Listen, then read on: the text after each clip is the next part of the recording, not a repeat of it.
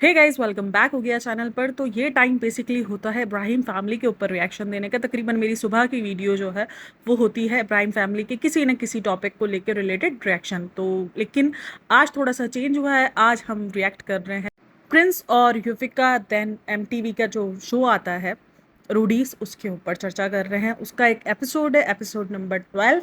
उसका एक कंटेस्टेंट, दो उधर कंटेस्टेंट आते हैं। उनकी एक बहुत बड़ी बात होती है जिसके अंदर वो लड़की एक आती है जिस लड़की का नाम होता है दयाली महादेव करके लड़की आती है। एक इंटर होती है कंटेस्टेंट अपना इंटरव्यू देने के लिए, सॉरी ऑडिशन देने के लिए।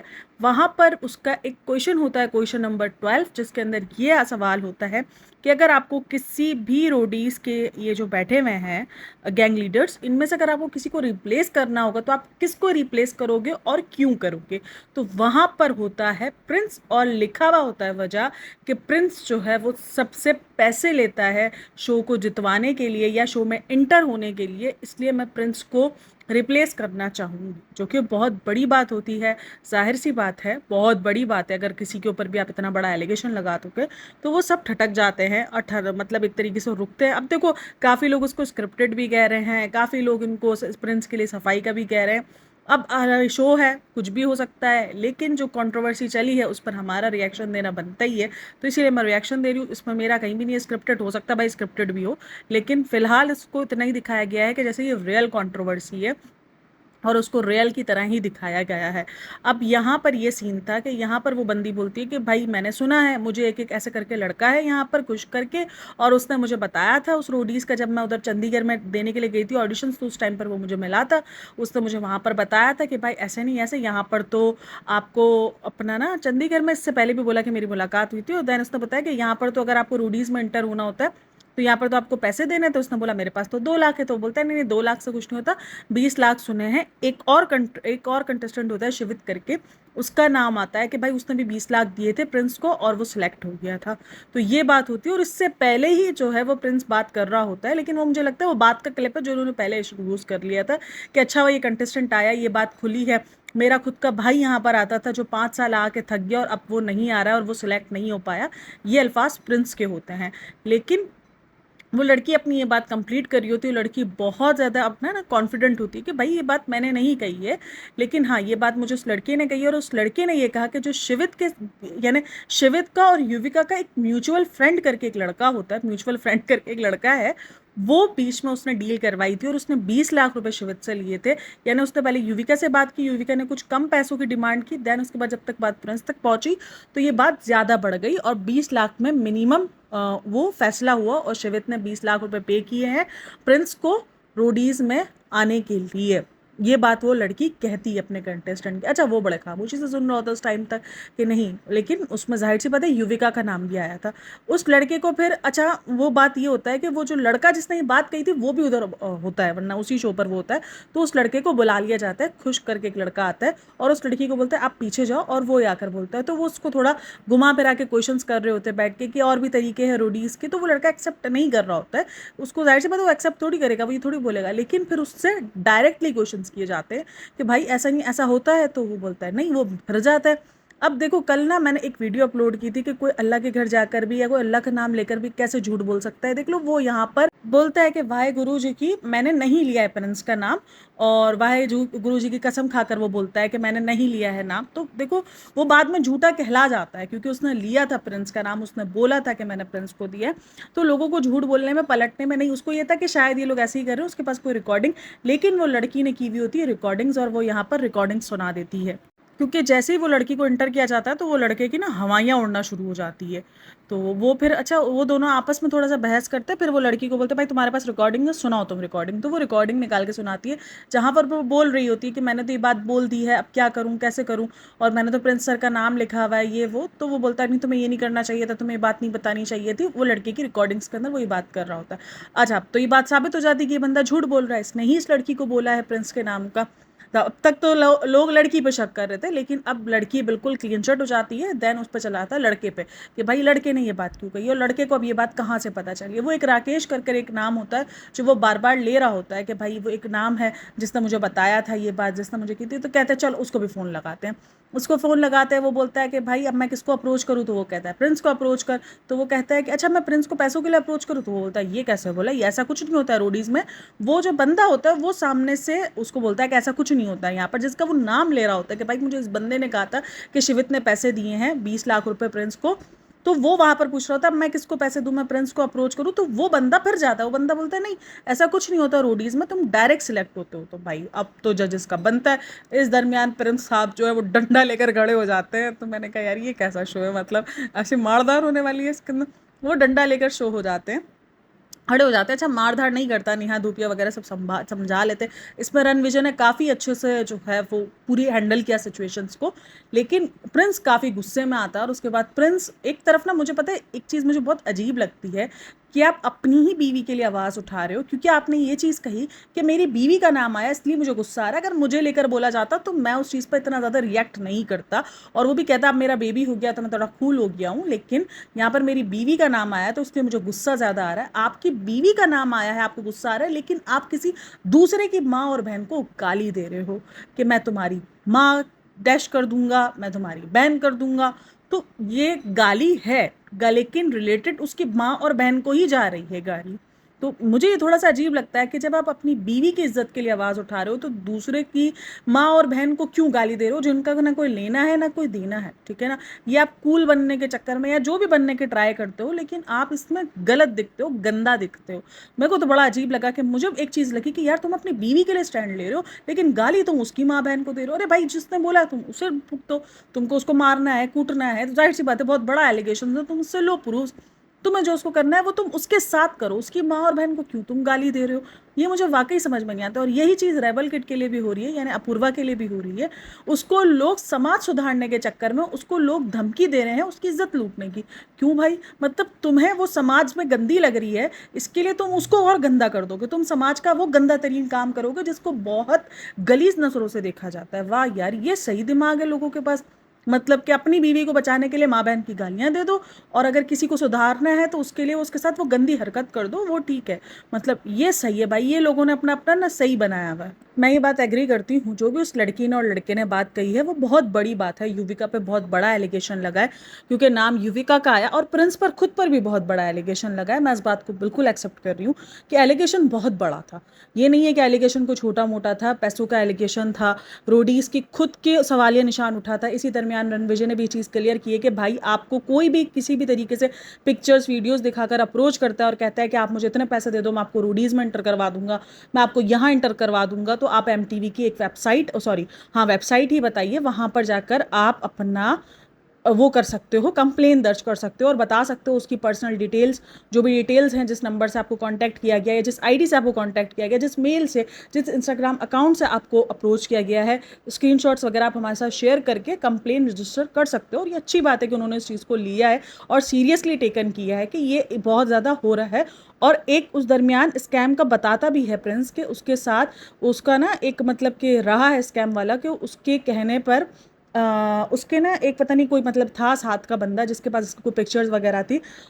उसने एक लेडी ने उसको फ़ोन करके बोला था कि मैं तुम पे केस करने के लिए जा रही हूँ, क्योंकि मैंने अपनी बेटी के साथ सॉन्ग करने के लिए तुम्हारे बंदे को 40 लाख रुपए पे किए हैं। तो सोचो वो लड़की, वो औरत 40 लाख के स्कैम में गई है जस्ट ऑफ जस्ट। देखो पिक्चर्स वगैरह इनकी होती है और इसमें गलतियाँ इनकी नहीं होती हैं, यानी जो एक्टर्स होते हैं उनकी गलतियाँ नहीं होती। हाँ इनको ये होता है कि जब उन्हें कभी किसी ऐसे स्कैम का पता चले तो उस चीज़ को एड्रेस करें और लोगों को बता दे। और ये अच्छा हुआ कि उन्होंने इस चीज़ को बहुत अच्छे से लिया और बहुत अच्छे से क्लियर किया कि भाई ऐसा कुछ नहीं होता है, आपको जब भी ऐसा कुछ हो आप उस चीज़ को क्लियर करो। और ये बहुत बार होता है, जो भी रियलिटी शो होते हैं, ये कोई भी ऐसे शो होते हैं तो वहाँ पर ये कॉन्सेप्ट लोगों का बना हुआ होता है कि यार पैसे देंगे या उसका रिश्तेदार होंगे या उसकी सिफारिश लग जाएगी तो हमें मिल जाएगा। और बहुत सारी जगहों पर ये होता भी, इसीलिए लोगों के दिमाग में ये फील होता है ना। तो ये सारी बात होती है, लेकिन इस चीज़ को अच्छे से एड्रेस किया उन्होंने, एमटीवी वालों ने, रोडीज़ वालों ने। रणविजय को मुझे बड़ा अच्छा लगा कि उसने जिस तरीके से पूरा का पूरा ना लिया, लड़के को भी बाद में अच्छे से फिर उन्होंने समझाया कि भाई आप किसी के कहने पर क्यों आपने इतनी बड़ी बात लिख दी, बोल दी। और लड़की को भी समझाया कि आपने सिर्फ एक लड़के के कहने पर इतनी बड़ी बात कैसे लिख दी अपने फॉर्म के अंदर। दोनों को फिर समझाया अच्छे से, फिर दोनों इस बात को समझे। फिर वो लड़का थोड़ा सा ओवर एक्टिंग भी कर रहा था क्योंकि थोड़ा सा फंसा भी, तो खुद को मार धाड़ भी करी कि मैं तो प्रिंस को इतना चाहता हूँ, मैं आप देख लो मैंने आपको इतने मैसेजेस किए हैं, वो किया हुआ है।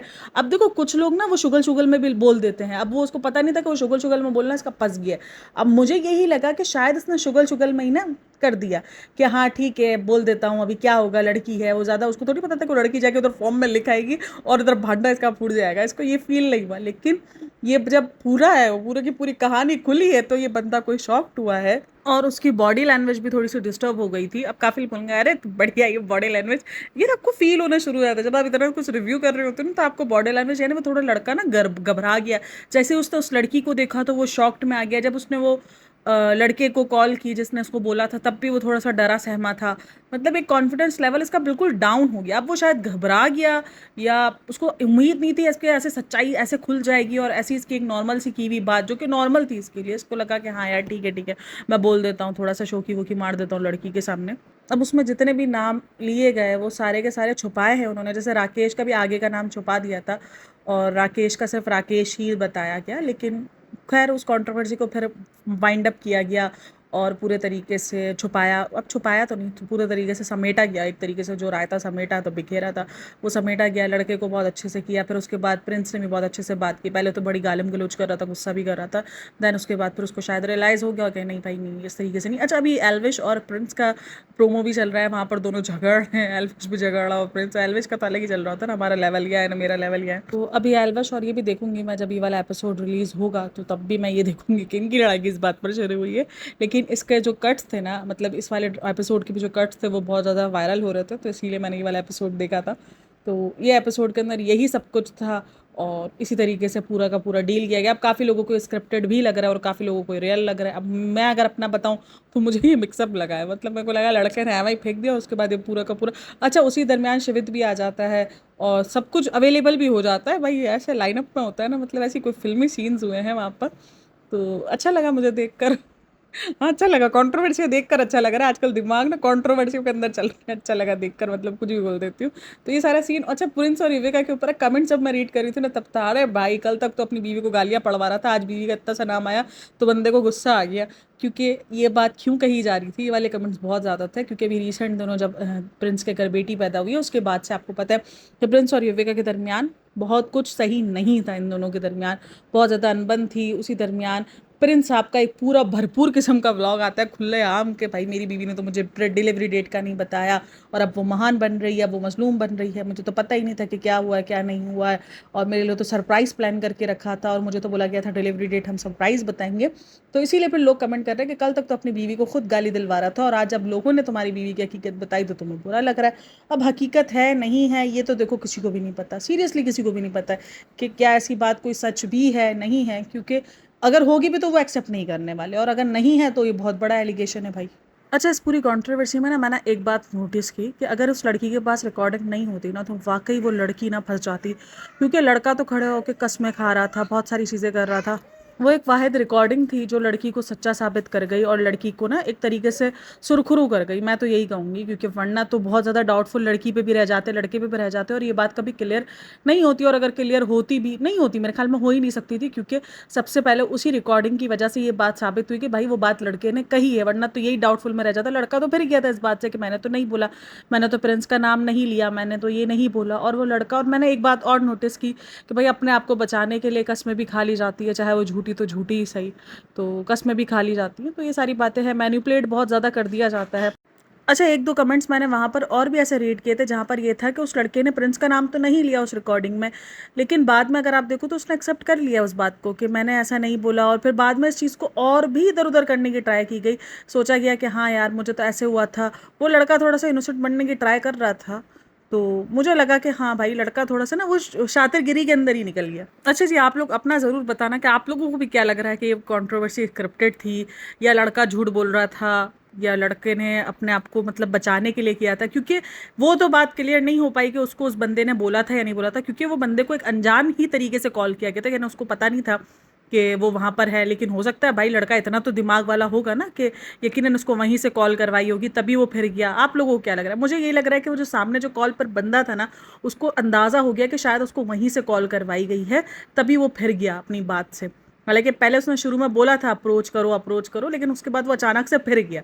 तो मुझे ऐसा फ़ील हुआ कि जैसे उस बंदे को ना भनक लग गई। भई शातिर होते हैं, ऐसा नहीं है कि बंदे शातिर नहीं होते, उनके पास बड़े अच्छे से वो दिमाग ला के बैठे होते हैं। उनको पता होता है कि ऐसी कभी भी सिचुएशंस वग़ैरह आ सकती हैं, तो इसलिए वो इस तरीके से अचानक नहीं बोला उसने। और पहले उसने बोला भी कि तू प्रिंस को अप्रोच कर, देन उसके बाद बोलता है, फिर उसके बाद वो फिर गया पैसों के मामले में आकर।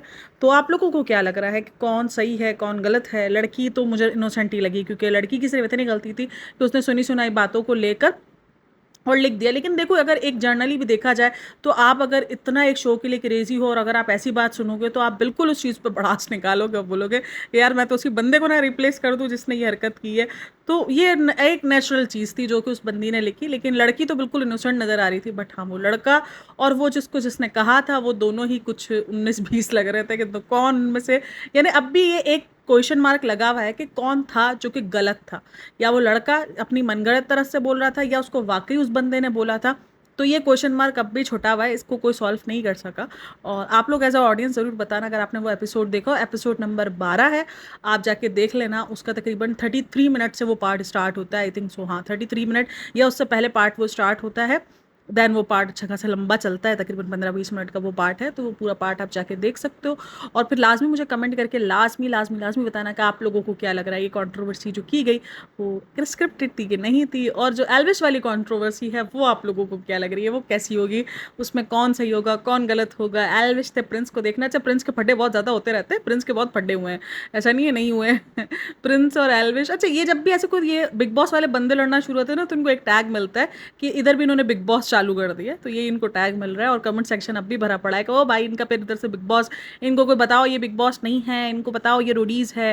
रोडीज़ काफ़ी फेमस शो है, आप सबको पता है। अच्छा, कौन देखता है कौन नहीं देखते भी मुझे बताना। मैं थोड़े बहुत एपिसोड्स देखती हूँ रोडीज़ के, इतना ज़्यादा नहीं फॉलो किया मैंने, क्योंकि ये थोड़े से ना, ये इतने मार-धाड़ वाले ये मेरे को थोड़ा मार-धाड़ वाले लग रहे होते हैं एपिसोड्स, तो मुझे नहीं समझ आ रहे होते। लेकिन हाँ, कौन देखता है कौन नहीं देखता मुझे लाज़मी बताना। आपको उसका कॉन्सेप्ट कैसा लगता है, कैसा नहीं लगता? क्या आप लोगों को भी लगता है कि रियलिटी शो में जब भी आपको जाना हो, या किसी भी शो में आपको जाना हो, तो आपको ये सिफ़ारिश या घूस या रिश्वत वगैरह देनी पड़ती है? आम तो है भाई, ऐसा तो नहीं है कि आम नहीं है। लेकिन काफ़ी सारी जगहों पर हो सकता है कि इतनी ईमानदारी से भी करते हों सिलेक्ट, लेकिन हर जगह तो ईमानदारी नज़र नहीं आ रही होती है। चाहे वो कहीं भी हो, कोई इंडस्ट्री हो, किसी भी किस्म की इंडस्ट्री, सिर्फ मैं इंडिया के शोज़ की बात नहीं कर रही। हर जगह मुल्क में आप किसी भी कंट्री में चले जाओ, वहाँ पर अगर आपके पास सिफ़ारिश है और अगर आपके पास पैसा खिलाने को है, तो फिर आपको एक लगता है कि आप पावरफुल बंदे हो ना, आपको एक अपने अंदर कॉन्फिडेंस ही अलग चल रहा होता है। तो खैर, आप लोगों की क्या राय है मेरे साथ लाज़मी शेयर करना। And thanks for listening watching. अच्छा, मैंने ये सोचा था कि शायद ये वीडियो 8-10 मिनट की बनेगी, बट मेरे अंदर बहुत टैलेंट है। मैं 8-10 मिनट की वीडियो को भी 18 मिनट तक खींच गई, और वो भी ज़बरदस्ती नहीं खींचा है मैंने। मजाल है जो मैं कोई चीज़ ज़बरदस्ती करती हूँ, खिंच जाती है, खुद ही 18-19 मिनट तक पहुँच जाती है बातें। तो खैर, आप लोग को अच्छा लगा होगा। अच्छा लगा हो तो लगा ही होगा यार, लगना ही पड़ेगा, मेहनत करते हैं भाई हम, अच्छा लगना चाहिए, लाइक करना चाहिए, कमेंट भी करना चाहिए। And thanks for listening watching, take care, bye bye, अल्लाह हाफ़िज़।